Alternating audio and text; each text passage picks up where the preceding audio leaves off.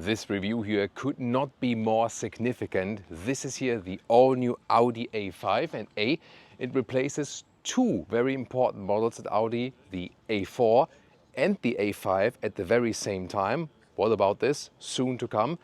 Then also, since this is here a volume model, this will be sold easily 10 times more than all of the other pure electric models coming up with Audi. So volume-wise, for most customers and for Audi itself, so important. And the third reason to watch this review, since I do own an A5 myself in the previous generation, the question is, can Audi convince me to get a new one? Well, all of these questions here we'll solve today for you with Thomas Nautogefühl in 4K, full screen, full length. Let's go with the very front. This is here also an Audi S5, so the sporty model with the 6-cylinder driving up today as well. And here the front grille has become wider, so they try to do a sportier stance. And in the S model, you also have the special accentuations here in this L form. This also blacked out because this one is carrying a black package. You can always see it also here at the side mirror caps, for example. They would be in the typical aluminum style otherwise than that. The LED here has a 3-step logic. LED, more extended LED, and this is here the matrix LED. You also see it has like this pulsing function here, a little bit shimmering effect on the front already to give a little bit more of this light design brand, what they want to be or call themselves. And also when you use the turning indicators, you have a very spectacular effect already here in the front. Ascari Blue is the vehicle color here for today. With the S5, it's available for the S model or also for the S line. And yeah, I try to dress accordingly to it, of course, once again. Then as for the length, this is here now 4 meters 83 or 190 inches. And it has gained in wheelbase about 8 centimeters, so a little bit more than 3 inches. And actually, like the gain in wheelbase is even a little bit longer than the gain in length itself. That is very significant. And indeed, it replaces both A4 and A5. So what are they doing? What have they thought of? They are actually reorganizing their whole branding stuff, and also with the names of the electric vehicles and also the combustion engines. So all the odd numbers are combustion engines and all the even numbers are the all-electric models then in the future. Doesn't mean that the combustion engines are out. No, not at all. That's just how you call the numbers. And you see here, this is here an A5 sedan, so to speak. And it is also an A5 Sportback because the rear opening is like a Sportback. So they made basically an A4 successor on the exterior with a fastback or liftback trunk of an A5 Sportback. That's interesting. At the same time, this is also available as the Avant, as the Estate. It's called A5 Avant, and we definitely have to get used to that naming. It's also available as the S5 Avant. So there's an S5 Avant and also an S5 sedan, then both available. And you can also understand this because they are giving more economies of scale to themselves, basically. If they reduce the model portfolio a little bit, then also stretch it a little bit to gain maybe customers also from larger cars, being a little bit more upmarket, but we can check out if that works here today. You've maybe recently seen my personal vehicle episode. I have an A5 convertible actually from the previous generation, and I had great experience with it, but at the same time also horrible experience, especially with the dealers and warranty and so on and so on.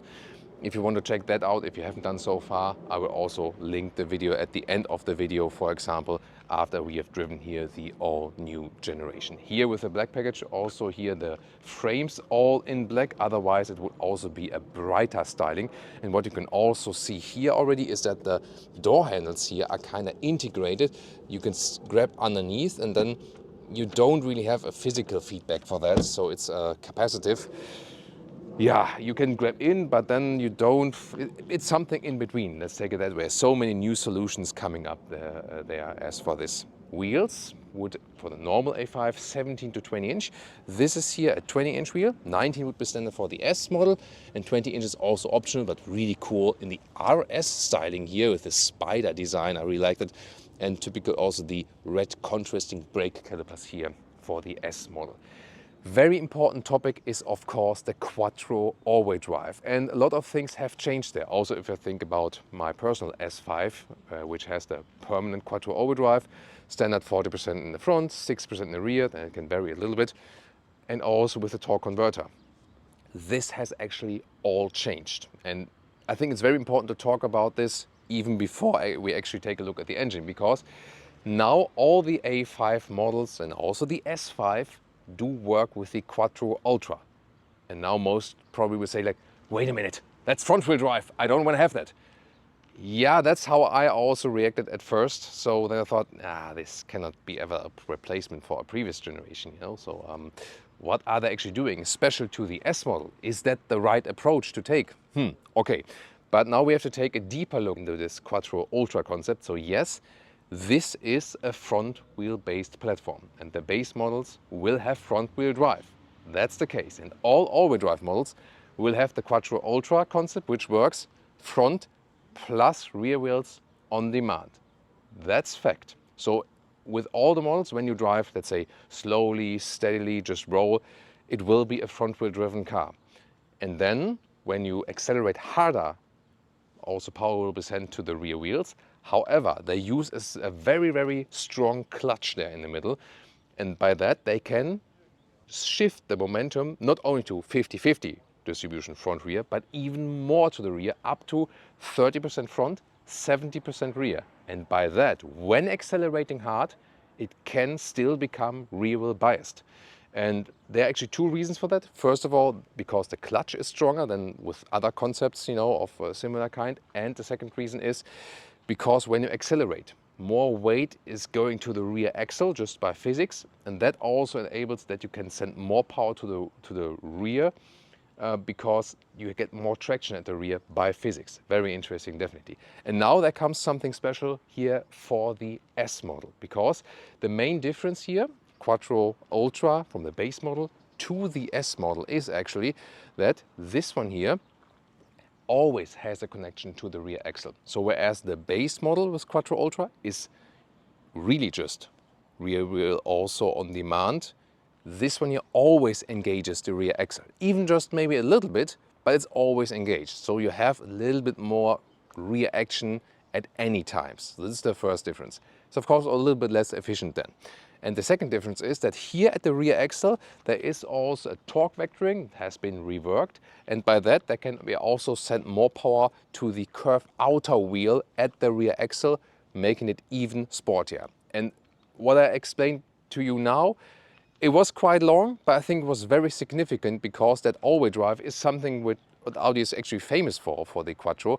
And I'm really looking forward to, is it the same than with the standard Quattro all-wheel drive in the driving feel? Do I still feel that rear wheel bias? Audi promises that, you know, they took a look at the momentum in the testing and so on, and they say that when I accelerate out and drive it, it should feel more or less the same, but or even better. But I don't believe that yet. I have to see it for myself in the driving part very soon. But now let's take a look at the engines and of course at the interior. As for the engines, like with the normal A5, 2-liter 4-cylinder, petrol and diesel, it's interesting there because you've maybe also recently seen the Audi Q5 episode. There, all the engines are mild hybrid. Here, they went for a non-mild hybrid approach, like a normal turbo petrol engine, for the entry-level engine to keep the price a little bit lower. If you can say so for Audi relations, we're soon also going to talk about the prices. So the 2-liter 4-cylinder turbo petrol engine is without mild hybrid. Then the 2-liter TDI is with mild hybrid. We have also some spec inserts, and also in the video description or in a separate comment, we also have these facts and details in detail. There will also be a plug-in hybrid version available with a 22 kWh net battery, a similar system like we see in the Porsche Cayenne or in the Porsche Panamera, because this is here a longitudinal platform. So the engines are all put in longitudinal and not, you know, transverse like with the MQB platform, for example. And this is then so far the pinnacle. This is then the S5 model, 3-liter V6, 367 horsepower and 4.5 seconds in the acceleration figure. Yeah, and this also gets the mild hybrid system now, and that means it can do significant recuperation for a mild hybrid system, up to 25 kilowatt. This is actually really strong for a mild hybrid system, so you can have efficiency gains by that. At the same time, it also assists the combustion engine when accelerating, and there can be also some pure electric moments. For example, you're rolling towards a traffic light and so on, and then the engine shuts off and you're just rolling with the help of the mild hybrid system, or when you like traffic light jumps to green and there's a lot of traffic and you just steadily keep rolling or something, or in a traffic jam and so on. When parking in and out, there can be some situations like these. Definitely very interesting. But already right now, I would like to hear us, by the way, a very nice acoustic cover here. So from the inside of the hood, this looks like very good quality. So you know that we also here pay a lot of attention to all of these details.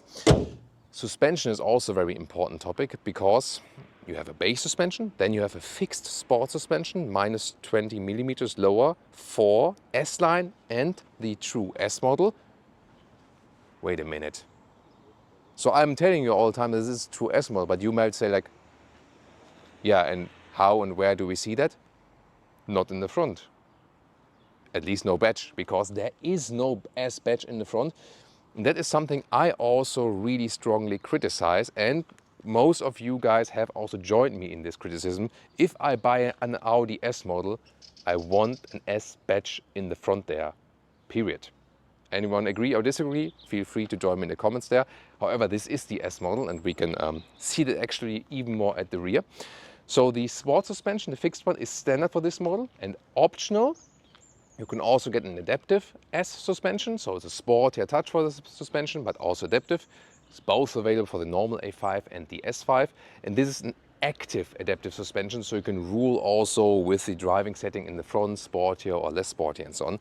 And here, yeah, there's the small green bug on the opposite side, but there it is, S5.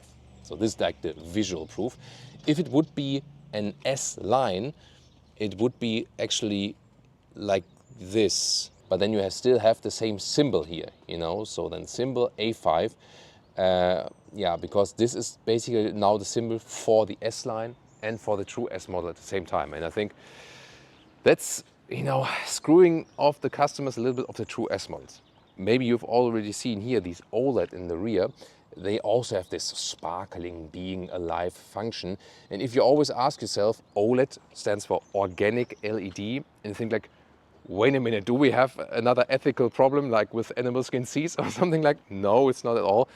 Organic, because in a chemistry sense, when you have carbon elements inside there, you call it organic chemistry. That's where it comes from. So it's nothing that's alive, just because carbon is an element that is called organic in chemistry. That's why they're called OLED, organic LEDs. So yeah, still, oh, good boy. And interesting also, they have more communication functions basically. Once again, cascading turning indicators and so on, but maybe if it already appeared at some point. There it is. This is like the proximity light. So when I'm too close to the vehicle, like imagine if I'm another car, then the car says, like, bugger off, you know, you're too close. Yeah, interesting. Or what some of you already suggested recently is like, wait a minute, what happens if people intentionally use it and drive closer to the vehicle because they want to see that function being activated? This can also happen, of course. Yeah, I don't know about that. Also interesting that when you hit the turning indicators, that you then see like this small warning triangle, and it can even use cloud data to activate this symbol then for other vehicles when it is actually known that there's a hazard on the road and so on. Very important. Today I'm wearing our 4K t-shirt, but we also have the fake exhaust t-shirt, so visit our shop to get your fake exhaust t-shirts here today from the Autogefühl Fake Exhaust Police, because this is a huge success for the Autogefühl Fake Exhaust Police, also of course due to your support. You know, we've been talking about this issue with the fake exhaust tips for a decade basically, and Audi has listened to that and say, we're gonna get rid of that. Audi were the brand that were extremely into the fake exhaust business. They even had like fake exhausts which were like a totally fake exhaust. There was like a black plastic plate behind it, and then in the facelift version they actually put the plastic in this way that it appears deeper and has more shadow on the inside, so you could not see the fake exhaust that much. That was just too much. And then the design decision was taken. They saw, the autography fake exhaust police is buggering us too much. Now the decision is no more fake exhaust at all with new models. Either it's a sport model here and has visible exhaust tips, or in some other models then, or engine versions, you don't see anything at all. But this is then the real deal here for the S5 model. And they're really beautiful and indeed real. And also then here with another diffuser and so on. Yeah, you already realize there's so much to talk about this vehicle. It's really interesting. And I found something even more interesting for you actually, because before we start this review today, I asked ChatGPT actually to design or doing like a setup for a perfect mid-size sedan. And the interesting thing is it came up with a very, very realistic list. And I can already tell you so far, most of the points this vehicle here is checking. But there are 2 points that this vehicle does not check. And interestingly, they are exactly these 2 points that I also criticize with the vehicle. And I'm soon going to present that to you, because these are 2 main aspects also in the interior. And now a trick question for you. This vehicle here in gray, is it also an S5 or is it an A5 with S-Line? Yeah, it's an A5 with S-Line. And could you have told that before? Yeah, I mean, it is a little difference because we have these, like these here, these elements, they don't have the additional inlets. But that's about it, more or less, So I think that is a problem. An S5 needs, I think, more differentiation. And just see a visual proof then here, same symbol, then an S-Line, A5. So just replace the S. And here also, although this then here a 2-liter 4-cylinder, a real exhaust tip as well. It just goes a little bit wider than. Yes, it's maybe wider than it's needed, like for the real, exhaust reason, but it actually dissolves into that, so there's no fake exhaust at all. So that's, good job. And yeah, maybe our colleagues from the autography fake exhaust police are out of business now. Maybe at Audi, but there are so many other brands using fake exhaust, so they will still be with us. Key fob here. Looks quite nice. S-badge then, also light matte black. Then again these handles were with the capacitive function, just door closing sound. Yeah, quite solid, but you've maybe already seen it. Yes, there are no frameless doors. So in that respect, indeed more an A4 successor than an A5 Sportback successor, but again with the trunk more A5 Sportback, so to speak. Then inside of the doors we have them here with some microfiber. On the top part it's, let's say, somewhat soft touch, also here with some contrast stitching. We also have the optional Bang & Olufsen sound system here, which is interesting, soon more to that. Then this one here with this like 3-dimensional imprint, you can really feel that we've seen recently introduced in the Bentley Continental in the new generation. Audi A5 also gets it. And here this new unit here with the light control, for example, open, close. This is also where you control the side mirrors. You see is one button field here, and then the capacitive function, #capacitive BS, control what you are actually doing. At least we still have the real window dials here, and they also have a very nice clicking sound still. That's actually quite cool. There is a design flaw with this one here, however, another design flaw, but I'm soon going to show you how that actually plays out from the interior. Then S entry badge here from the S model. And we also have the sporty steering wheel here with the badge and with the perforations at the side. At the moment, you see how everything is off. This is the not backlit, the screens are off and so on. You can see this is like one curved unit, but with 2 individual screens.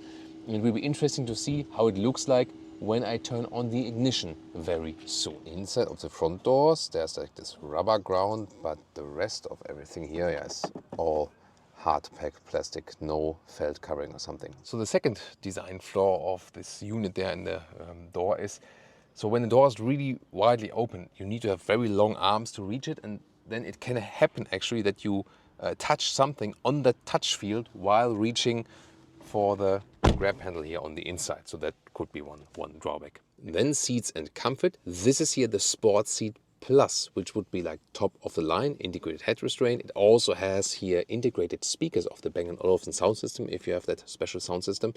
There's also a normal sport seat available and a base seat. And the base seat also available with fabric on the European market. We have to see about the US specs later. And this normal sport seat would also be available with dynamic microfiber on the inside. But you see that the scheme is still a heavy focus on animal skin leather, and they do not offer high-grade leatherette alternatives on a wide scale. And that's definitely something you should offer in a 2025 model, especially for everyone who is caring more about animals. However, Isofix here on the seat in the front already. We also have Isofix in the rear, of course, and we can also extend this lower area here.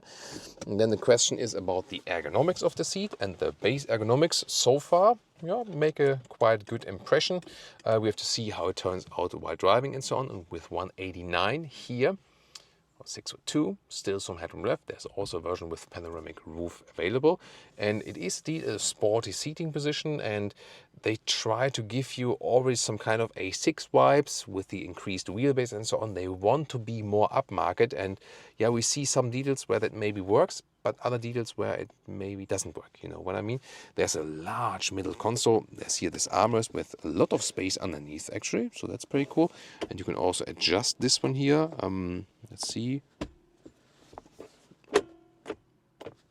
There also in steps. So when you pull this one, then you can actually put it in certain steps. Then a lot of high gloss black, and you know when you don't properly clean it or some swirl marks, that easily catches like the things. Then cup holders, adaptive. You can also put the key fob in here. It's interesting. Real physical dial here for the volume. Then you have an inductive charging pad in the front. It is also cooled, has these holes, 2 USB-C chargers. And then here the shifting lever is integrated right here, is always a dual clutch transmission. And yes, indeed, even if you have the S model, it is also a dual clutch transmission and no torque converter anymore. And then interesting also, as for the cockpit perspective here, when I turn it on, everything, there's the main screen here, 14.5 inch, left side here, 12 inch, and also optional a passenger screen on the right side in 11 inch. If you really need that, that is the thing.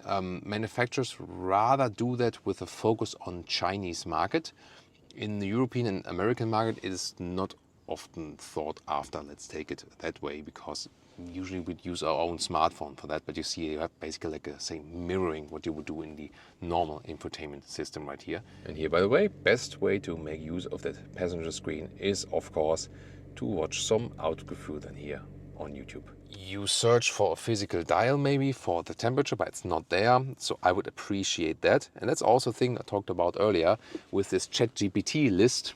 So this is ticking a lot of boxes, but 2 things are actually missing that the ChatGPT list is suggesting when you build a modern car like in this midsize segment. And that I also argue, first of all,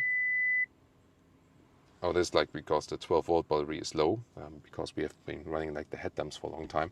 So first of all, offer high-grade leatherette, also animal-free solutions for the seat. And second, do a mix of touchscreen and offering physical dials. And yeah, in a way, with the volume knob, yes, but with the climate knob, no.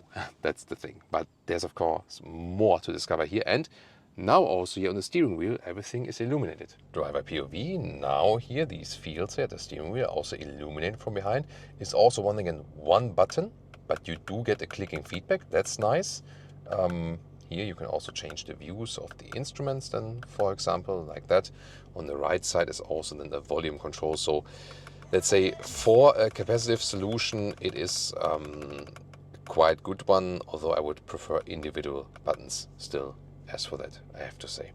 Then you see here this one monitor for digital instruments. Then you have a head-up display that is also quite large. It's even larger than it appears on camera. And then the main infotainment unit. The thing is then here for the climate control, I found it a little bit irritating here.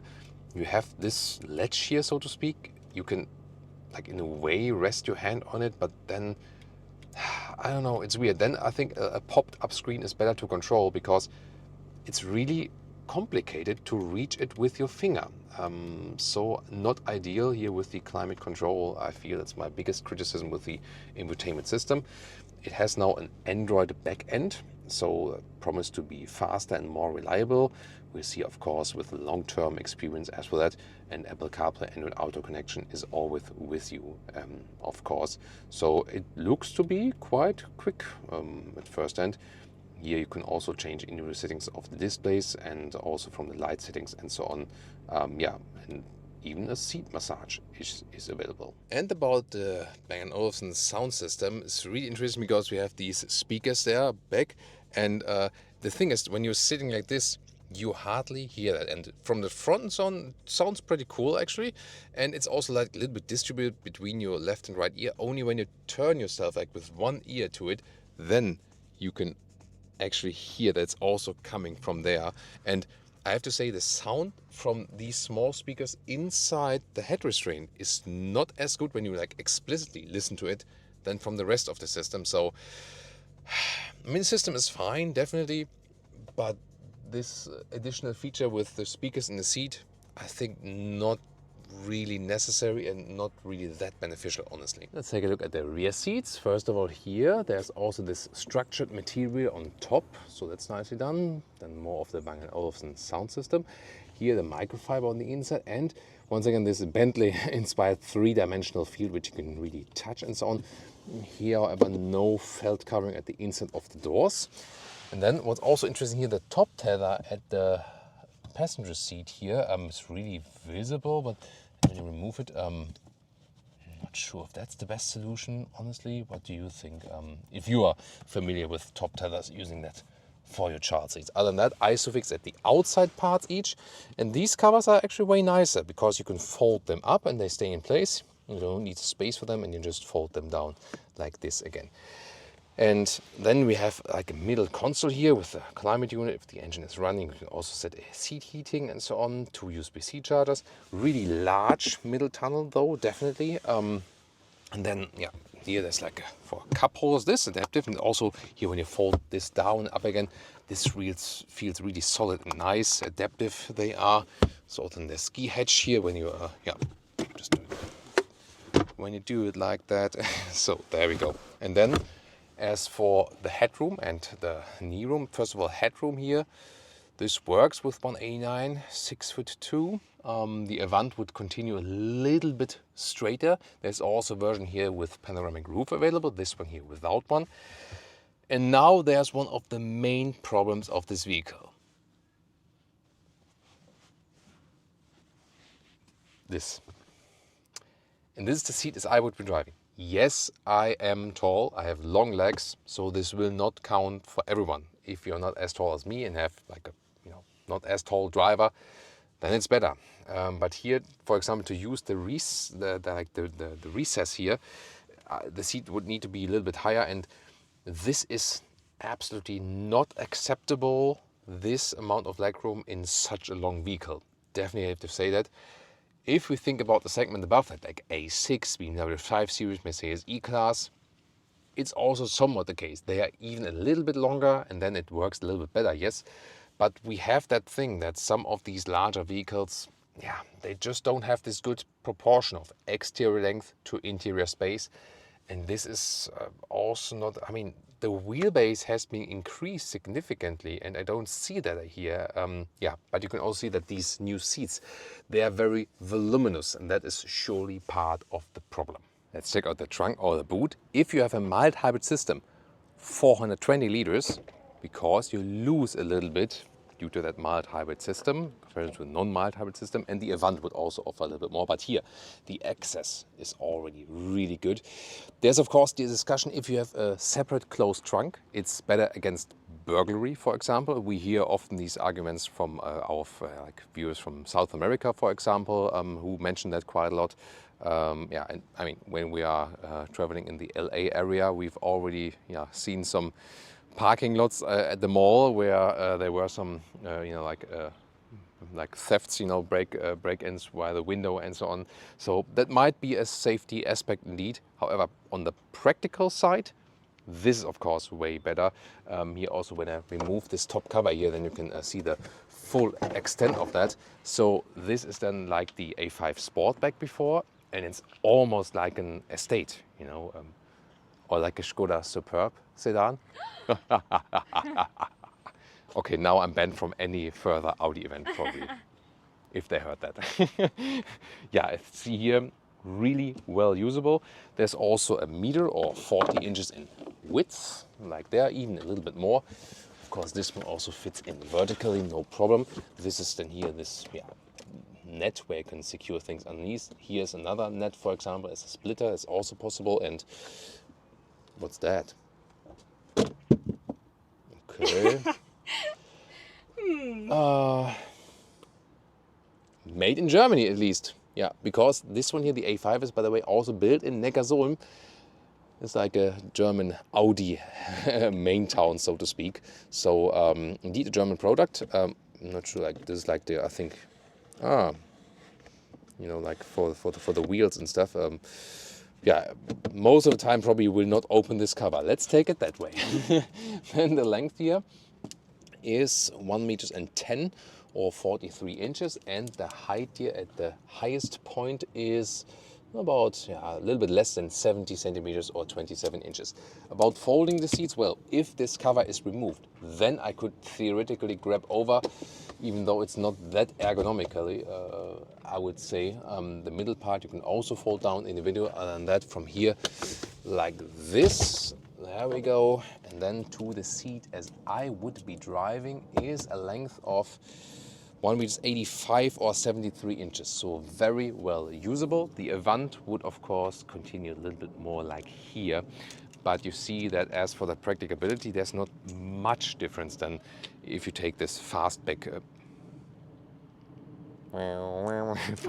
opening here. So I think that's pretty cool. So this vehicle indeed combines a lot of use cases. And now Leah is showing you the full luggage setup, and also here that an umbrella can actually fit in there lengthwise without folding anything. So yeah, there you can see it can actually easily house a lot of stuff. Whew. Nice acceleration test here at the first end. Actually, you do feel that you're getting pushed from the rear. So one of the main questions was, of course, is it like a feeling of being front wheel biased? And we'll continue to follow that throughout this review. And yeah, from the very first acceleration, I have to say, no, you don't, as I've explained, especially when you hammer it all the way through. Then even more power is sent to the rear wheels, that you can even have more power on the rear axle than on the front axle. And that definitely felt like that.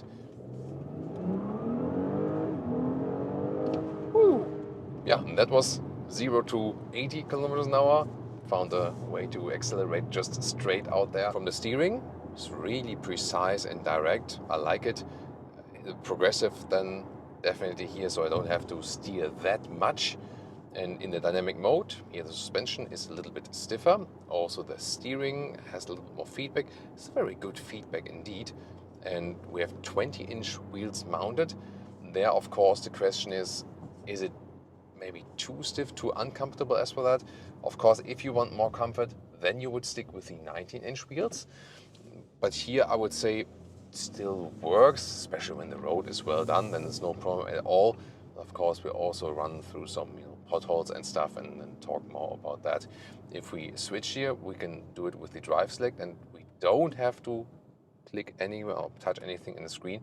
You can also just press this button here and then click through the modes. That's actually good, and it's actually fairly easy to achieve that. You also have a clicking feedback from that field there in the lower part, so that's fine. And now in the comfort mode, suspension is a little bit more forgiving. Remember, we have the adaptive suspension in this very vehicle here. Still, together with the 20-inch wheels, when you have some potholes in the road, you do feel them, but I would say it's really good. Remembering also with the, it's an S5, not the base model here, for example. Yeah, you feel it is a sporty suspension. Doesn't mean that it's bad. It's just that you do have this connection to the road, definitely. So I would not recommend going with a fixed sport suspension and 20-inch wheels. That would be the most uncomfortable setup. So I would definitely go with the adaptive suspension, and unless you maybe go like for a base model, which then has way smaller wheels that also even out, you know, the physical part then from the dampening and so on. Then, oh, this is an interesting motorcycle, painted all the way in purple.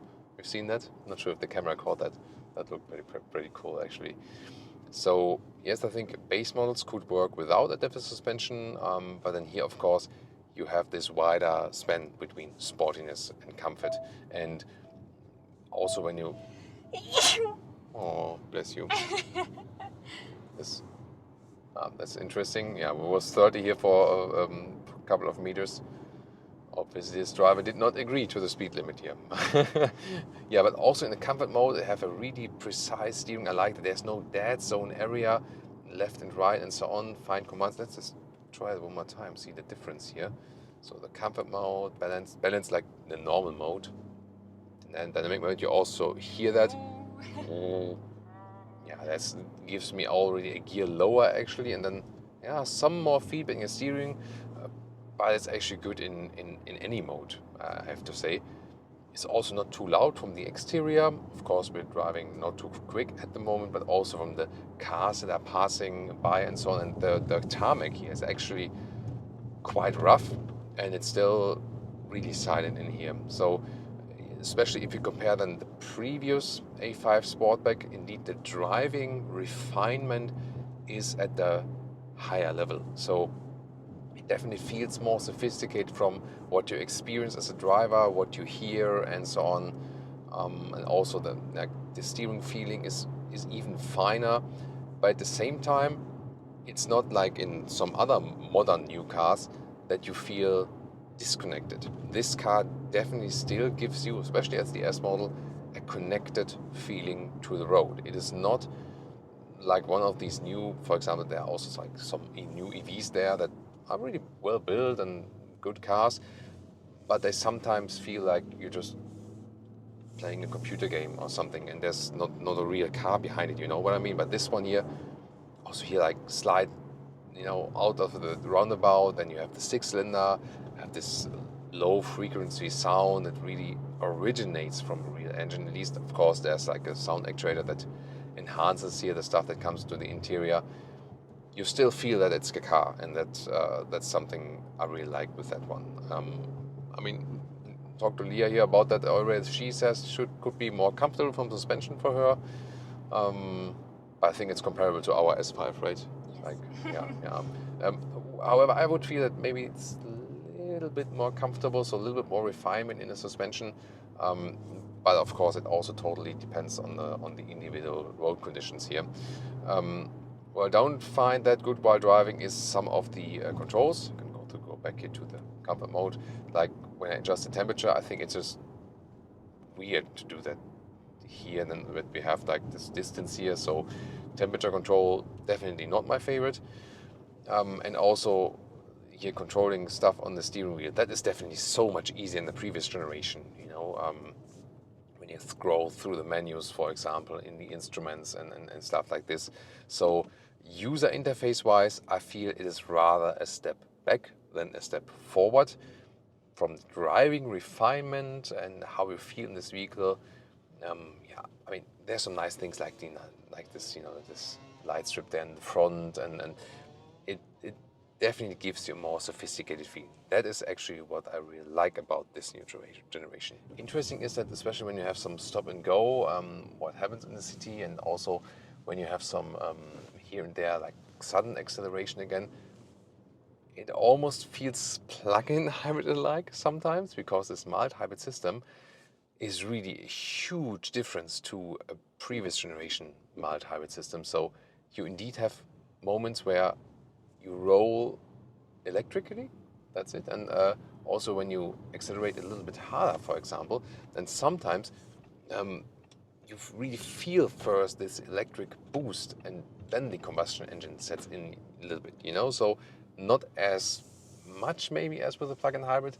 but definitely, yeah, a completely different, more electrified feeling you have here. And from a technology standpoint, that's something good. That's something going forward. If you think about it from a more puristic standpoint and the feeling for the vehicle, that might not be a positive thing. I think it's just a matter of perspective. I usually always think about, hey, either go like combustion engine or go all electric. Both have they have their pros and cons for sure, and you can argue about that. But I mean, in general, you have the advantage that you have a better fuel efficiency with that system, and then you also have some power boost. So and I think overall you will get used to it. The main aspect about this one is I feel that it has the same reliability, or maybe it's hopefully even better. Can't comment on that yet, of course. Here when we're going over some speed humps, suspension also evens it out very well. That's cool. Yeah, it is a sporty suspension, definitely, but I think they really got a good balance of comfort and sportiness, especially if you are in the comfort modes. The sport mode I would probably use then really when you have like some sporty corners and you really want this little bit more feedback from the engine itself. By the way, if you want to deactivate this speed limit chime, which is really important for the European market, you can also set it here to the favorite button at the steering wheel. So just with one press, then this speed limit beep beep beep is being deactivated. That's also a pretty helpful thing for sure. Interesting. So what I really feel when I'm on the throttle is like the power delivery is way more instant than it is with the previous generation 3-liter V6 without the electrification. So this multi-rate boost is indeed something that is assisting power, definitely. So that's really such a different feeling to it. So I would say with the previous generation V6, you more have this rather puristic feeling, and when you hit the throttle, there's like a certain, I would say, natural delay, and here it's directly there, that's the thing. So and then again, from the pure performance standpoint, definitely better. From the puristic standpoint, maybe you would even prefer the old one. So yeah, that's definitely, I think, just a matter of opinion what you really prefer in that. Well, here the road is getting a little bit wet. This will also be interesting as for traction and the all-wheel drive system and so on. So far, I have to say, I don't really feel a very negative thing. Whoa, this is really wet here now. Interesting. Negative thing as it would be like, I don't feel like a strong front wheel bias or something like that. This seems to be like, seems to be quite some flooding here. Oh, these guys doing a good job keeping it clean. So there we go. Definitely have to pay attention. The sound is also really nice. So it's not too much, but you still have this subtle V6. Yeah, that would be cool, right? Subtle V6, no, definitely. Yeah, still good traction here. Really nice, and also I'm really a fan of the steering. So the car itself, it feels really complete. So yeah, it has great driving fun, I really have to say. And driving fun and this balance of sportiness and comfort is always something what the A5 and also the A4 both have been famous for. And I have to say, I don't have any problem with that they are basically replacing both versions. That's actually fine. I mean, it's just like a model policy decision. And I think this one really serves both purposes, and especially here as a sportback, it's really practical. Accelerates also really nicely. It's really, really cool. So again, here with the S5 model, we are always having the rear axle engaged with the power, plus the torque vectoring. And in the A5 in general, we also have the brake torque vectoring. So when I go into a corner, then also from side to side, the brake power can be distributed to actually help you getting in the corner with the brake torque vectoring. And overall, I really feel it's not a dedicated sports car, but it has so much agility, although it is actually quite long. That's really awesome. So I have a lot of driving fun in this one. I can really say. And let's see here, next tight corner. Now when I accelerate out, there's no one there. nice from the steering wheel movement. Yeah, I mean, it doesn't feel like a rear-wheel driven car. That's for sure, you know. But when you think about the difference, then there is like really with this Quattro Ultra system, the difference is hard to tell. If you would ask me now, is it more driving fun to drive with your standard Quattro Ultra? Tough to say.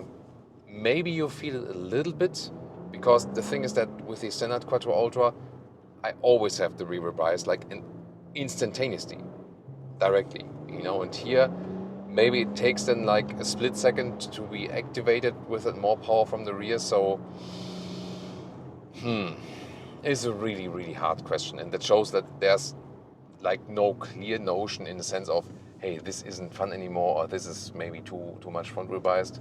I think here when I get out of the corner, you really feel it. It accelerates out of the corner very well and in a very agile way. So great driving fun in that one. I found it really cool that they brought this sophistication to it, that although they changed the all-wheel drive philosophy, it's still offering a lot of driving fun, plus refinement, plus a little bit more comfort.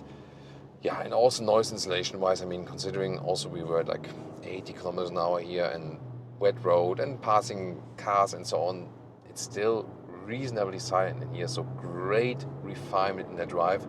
So from all we've seen today, there were a lot of pros and cons, definitely, with this new generation here. But driving wise, it is very convincing. Pricing, here the German prices in Europe are already out and starts around 45,000 euros. About 2,000 euros extra, a little bit less for the Avant than for the Estate. If you go for an S5, you're already at around 80,000 euros. And then if you spec some extras, you can get another 10K on top of that. So maybe something 90,000 euros. And that's of course super expensive in the list price. But of course with Audi it's more important as for the leasing rates and what they will offer in that respect there. And yeah, from the experience I made with my personal A5, I would also rather tend on going for a lease at this moment. Also, when you think about, wait a minute, what about a normal A5? If you spec that one properly, we also have another normal A5 review. That one can be easily spec'd to 80,000 euros without having the V6 under the hood. So yes, it's a very expensive vehicle, but the S model is not that expensive in comparison to the normal A5 model. That's a crucial point as well. So can they convince me now to purchase this new generation? First of all, driving wise, it's fantastic. Great compromise of sportiness and comfort at the same time. And especially here in the S configuration, it works very well. Maybe you could still stick with the 19-inch wheels to get a little bit more comfort. That could be one improvement as for that, but it's so much fun to drive, although the wheelbase has been made longer here. So it feels way more agile even than it looks. It feels smaller than it is. And yes, this technology upgrade with the Quattro Ultra and the multi-hybrid system makes the car less puristic, less traditional, more in a tech direction. You can argue pro and con about this, definitely, but it still feels really agile, great in performance, and so much driving fun. Then this fastback opening here for the sedan version is really cool, very practical. You can drive like a very beautiful shape on the exterior. You do not have to go for the Avant, for the Estate. At the same time, you have a lot of space there. However, crucial thing is, if rear legroom is important to you, there's hardly anyone in this vehicle here. And that is a big fail actually. So probably the biggest one of this vehicle. There just needs to be more legroom. However, if you go for the standard seats, there should be at least a little bit more than if you go here with the Sport Seats Plus. And yeah, in a car in 2025, there needs to be an animal-free version. The BMW 3 Series and 4 Series are animal-free now from standard, with high-quality materials that even exceed the quality and the longevity of the animal source. So it is possible. Audi just is not ready yet to be consistent also in that approach, because they have great people at Audi, but they still have too many people who think too conservative and don't really pay attention to what's coming. And that's also the thing. I mean, also at this price, yeah, a Tesla Model 3 is half the price and offers more standard equipment and kind of the same performance. That's a big problem, definitely. Intentionally compared now like to an electric vehicle, not because it's an electric vehicle, but rather because it's Tesla Model 3 and about the price-performance ratio, you know what I mean? So yes, pricing-wise, the question is, can you still sell at these high prices? Rather, it will be about the leasing rates. You know that I love my S5 personally, and so I was really anxious to test it here today. But I also had bad experience with how you're being treated at the dealer and the warranty and so on, and the longevity of the parts and so on. So I would be skeptical to buy and hold and would rather go for a lease. So overall, it ticks a lot of boxes, and yeah, among all cars, so much fun on this exterior dimension. So again, I can just stress again that the driving is absolutely fantastic. For me, however, it does not tick all the boxes. So no, they could not convince me yet to purchase one right away. Maybe when it gets a little bit more upgrades or like exactly what I am missing with that vehicle, then maybe. And of course, yeah, the convertible and the coupe, they are gone. So it will be this and the Avant, these two versions for, to think about this, A4 sedan, A4 Avant, A5 Sportback, A5 Cabriolet, A5 Coupe. So 5 vehicles become 2. And I mean, in a way it makes sense. You will, however, also lose some customers who bought the individual versions before. But definitely here the sedan or Sportback version, if we can still call it Sportback, works very well. You should also tune in to our review of the Estate or the Avant, or of course some of the competitors.